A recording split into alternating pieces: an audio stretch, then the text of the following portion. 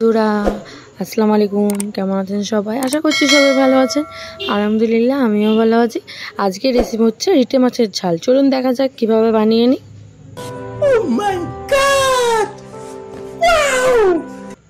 এই যে রিটে মাছটা আমি এখানে কেটে ধুয়ে পরিষ্কার করে নিয়েছি।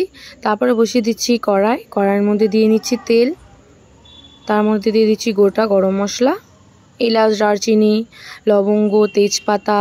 এটুগুলো ফ্রাই হয়ে আসলেই দিয়ে দেব টমেটো। এর মধ্যে আছে আদা, রসুন, কাঁচা লঙ্কা পেস্ট আর জিরেও আছে। তো এটা মশলাটাও দিয়ে নেব, দিয়ে মশলাটা ভালোভাবে কষিয়ে নিতে হবে।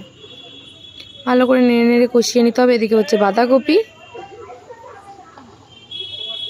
এই যে মশলাটা ভালোভাবে নেড়ে নেড়ে কষিয়ে নিতে হবে। সামান্য লবণ, পরিমাণ মতো লবণ, হলুদের গুঁড়ো, আবারও দিয়ে আবার একটু নেড়ে নিতে হবে।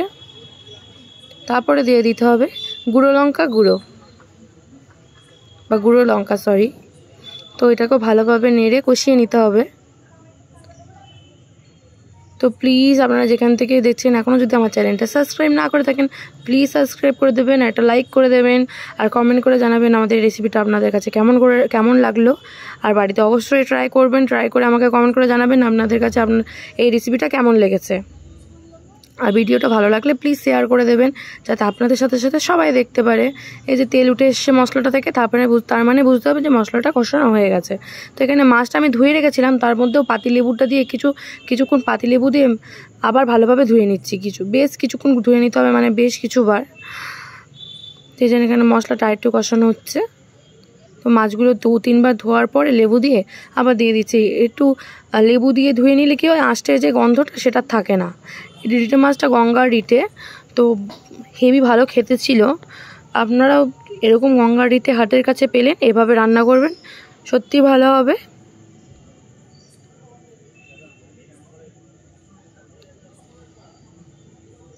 আমার গলাটার ভয়েসটা ভেঙে গেছে, জানি না আমার কথাগুলো শুনতে কেমন লাগছে। তারপর আপনারা জানাবেন আমার গলার ভয়েসটা শুনতে আপনাদের কাছে কেমন লাগছে। আমি জানি ভালো লাগছে না হয়তো, কিন্তু প্লিজ একটু ইগনোর করবেন আমার এই বাজে গলার আওয়াজটা।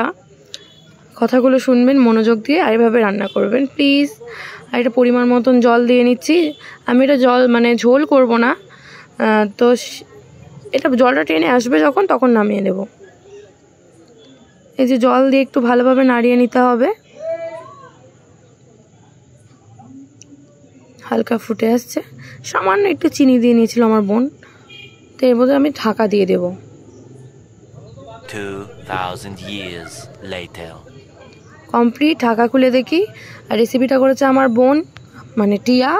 কেমন হলে জানাবেন, ওকে আমি বলে দেব যে আপনারা কি কমেন্ট করেছেন না কমেন্ট করেছেন। Thank you for watching. এতক্ষণ ভিডিওটা দেখার জন্য অনেক অনেক অনেক ধন্যবাদ। ভালো থাকবেন, সুস্থ